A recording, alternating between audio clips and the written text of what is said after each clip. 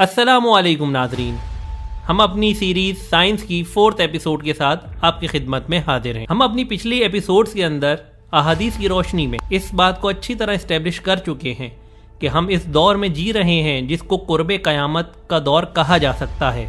अगर आपने अभी तक हमारा चैनल सब्सक्राइब नहीं किया तो इसको सब्सक्राइब कर लें और बेल आइकन पर क्लिक कर लें ताकि आपको हमारी सीरीज की नोटिफिकेशन टाइम पर मिल सके। आज हम अबू दाऊद की एक रिवायत आपके सामने बयान करेंगे और आने वाले हालात को आपके साथ डिस्कस करेंगे। रिवायत है हज़रत माज़ इब्ने जबल से, फरमाते हैं, फरमाया रसूलुल्लाह सल्लल्लाहु अलैहि वसल्लम ने कि बैतुल मुक़द्दस की आबादी मदीना तैयबा की वीरानी है और मदीने की वीरानी बड़ी जंग का ज़हूर है और बड़ी जंग का ज़हूर कुस्तुनतुनिया की फ़तह है और कुस्तुनतुनिया की फ़तह दज्जाल का खुरूज है। नाज़रीन, इस रिवायत में मदीने की वीरानी का जिक्र है और जैसा कि आप जानते हैं इस वक्त कोरोना SOPs की वजह से मदीना मुनव्वरा में लोगों की आमदोरफ्त उस तरह से नहीं है जिससे एक वीरानी जैसा समा पाया जाता है।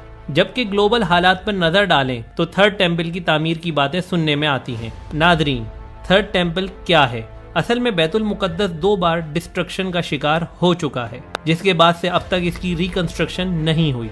जबकि इस हदीस शरीफ में इस तरफ इशारा मिलता महसूस होता है कि शायद इसकी दोबारा तामीर होगी और इसके बाद वो जंग जिसको जंग अजीम कहा जाता है, ईसाई उसको आर्मागेडन और मुसलमान इसको मलहमतुल कुबरा या मलहमतुल उज़्मा कहते हैं, जिसके बारे में रिवायत में कुछ यूँ मिलता है कि अगर एक शख्स के 100 बेटे होंगे तो 99 इस जंग में मारे जाएंगे, जो इस जंग की हौलनाकी की तरफ इशारा है कि ऐसी तबाही और बर्बादी इस जंग में होगी।